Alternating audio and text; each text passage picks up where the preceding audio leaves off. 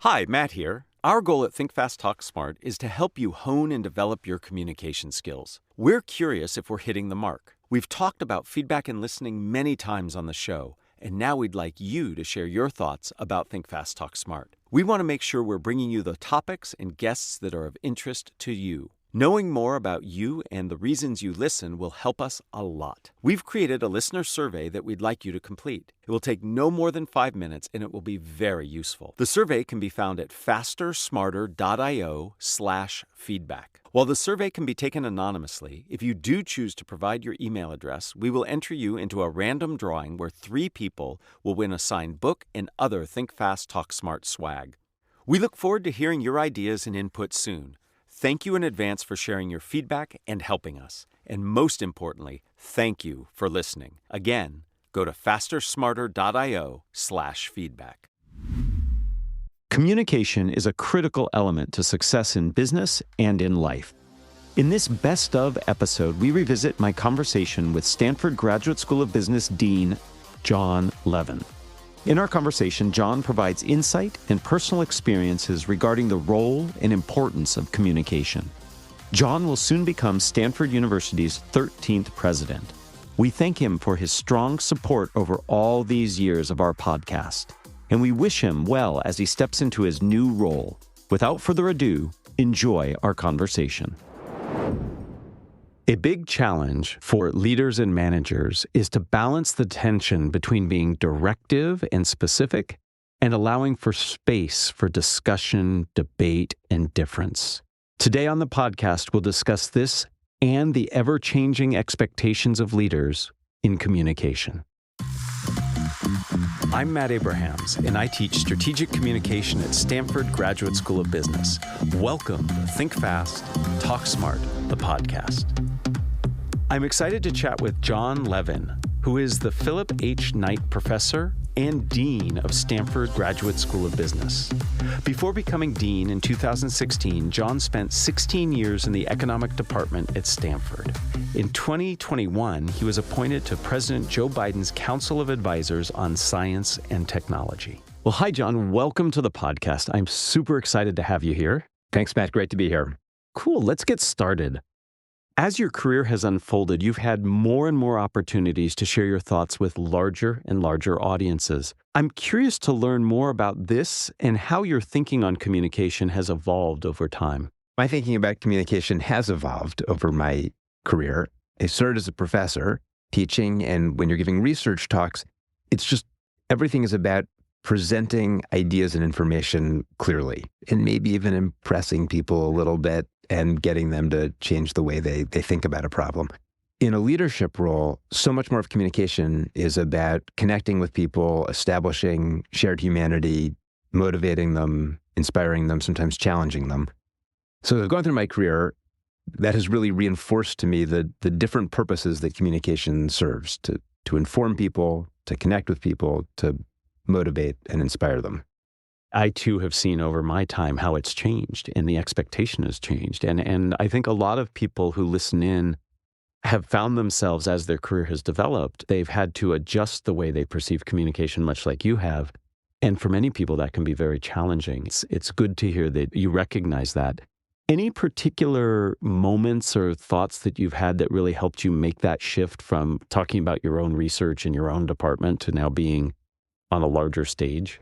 I wish there was just a single moment when the light bulb went on and I magically got better or figured out different ways to communicate.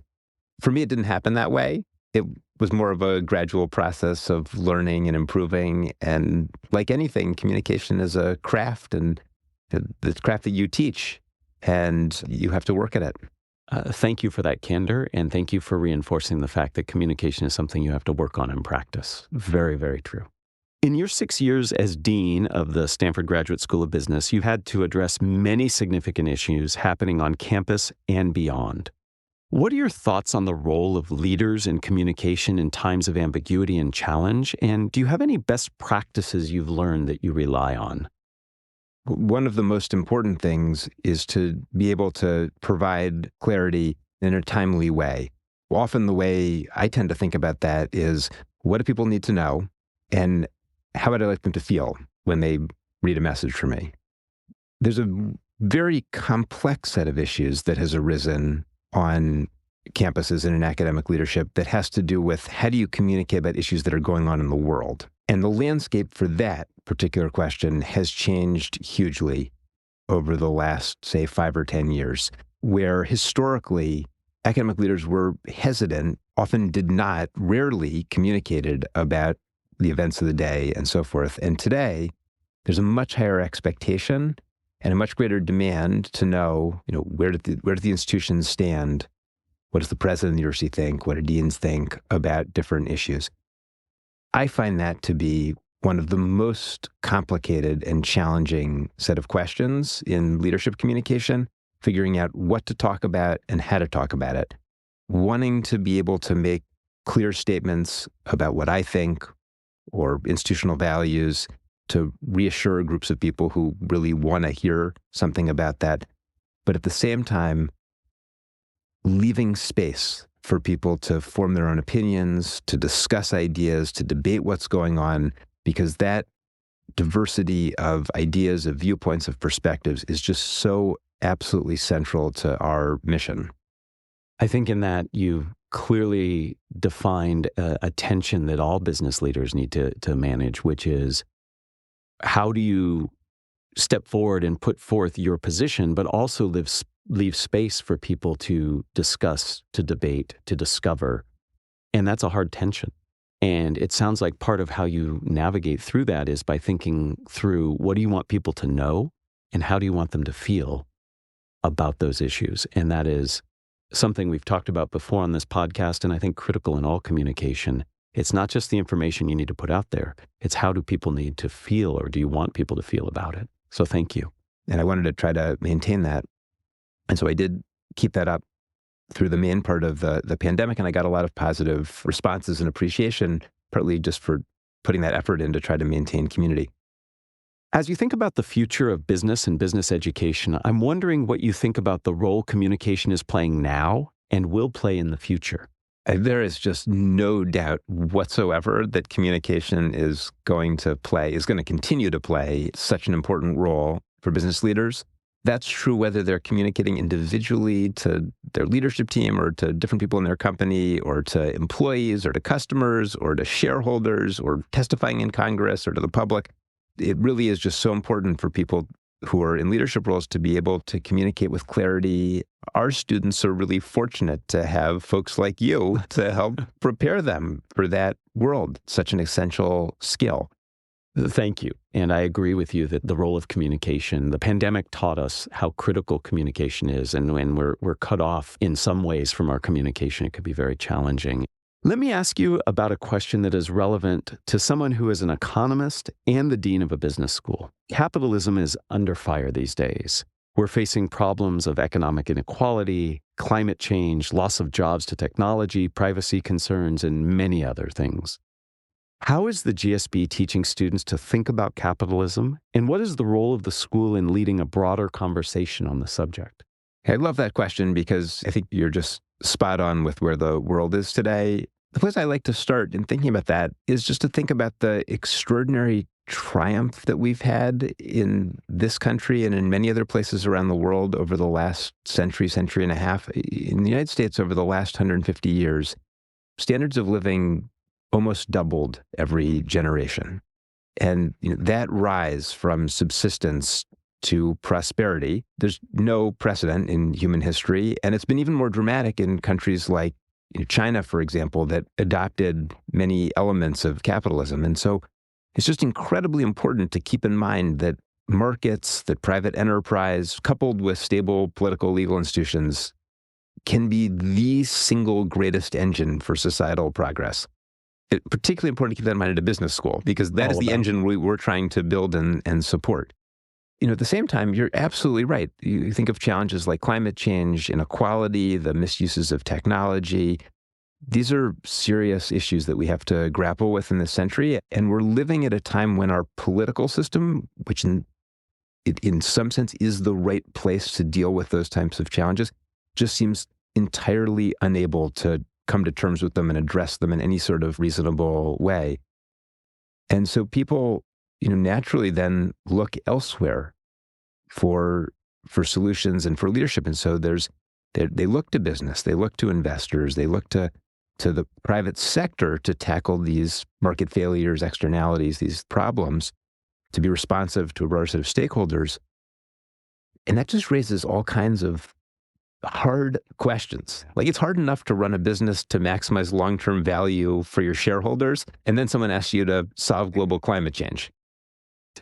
So when I think about what we want in educating students today to be business leaders, we want them to dive into those questions, to wrestle with them. There's all kinds of tensions and trade-offs. We want them to really think hard and understand those complexities.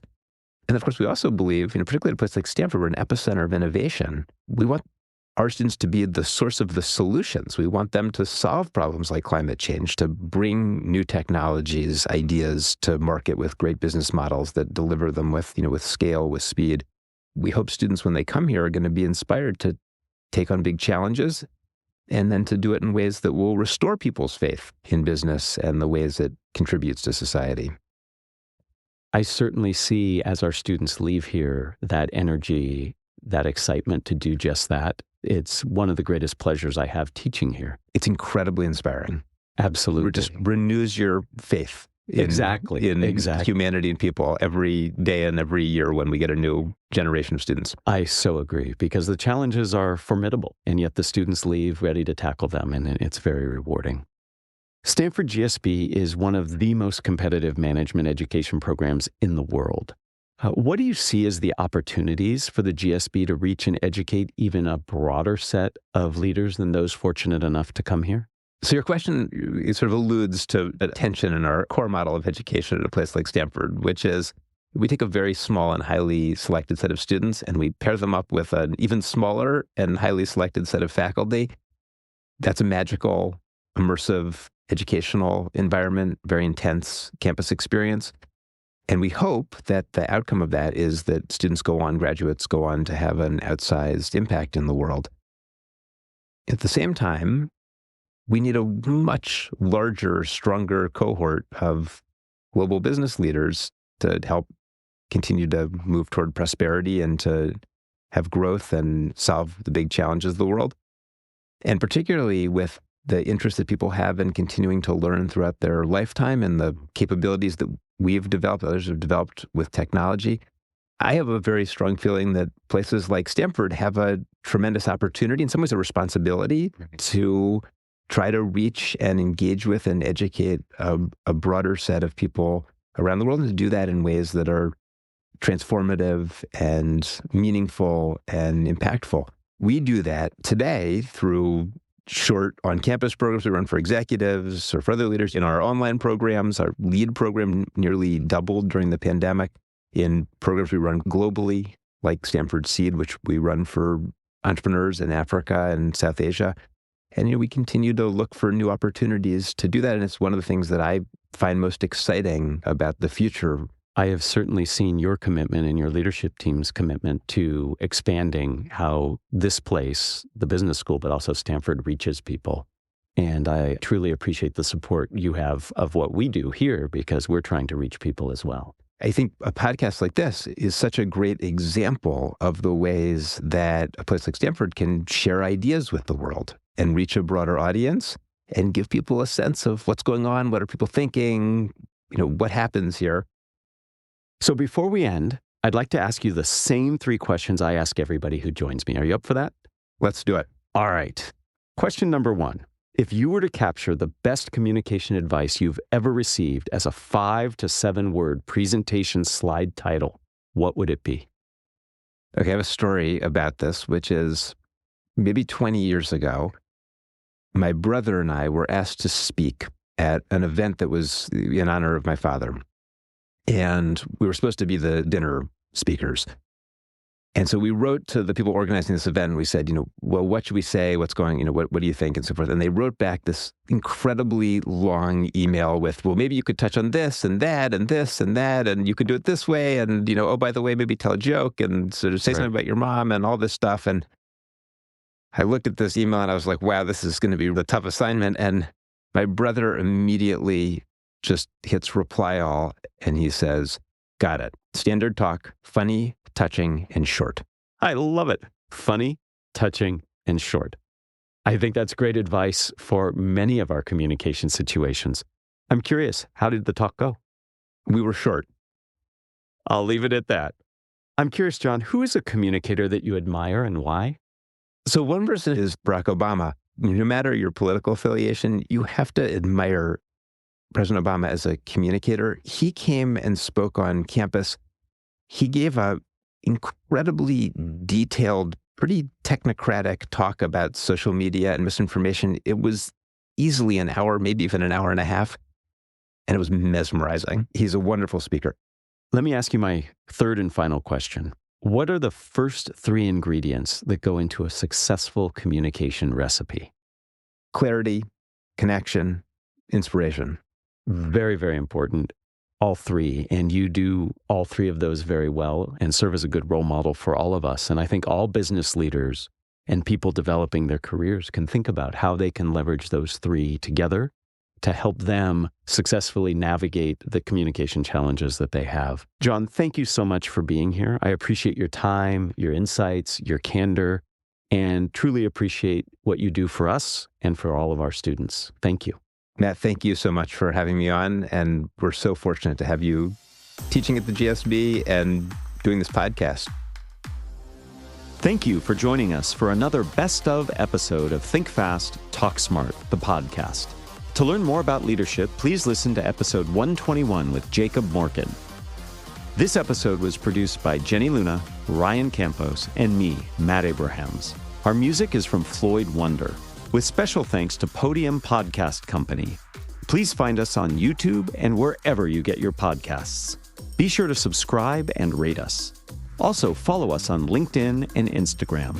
Check out fastersmarter.io for deep dive videos, English language learning content, and our newsletter.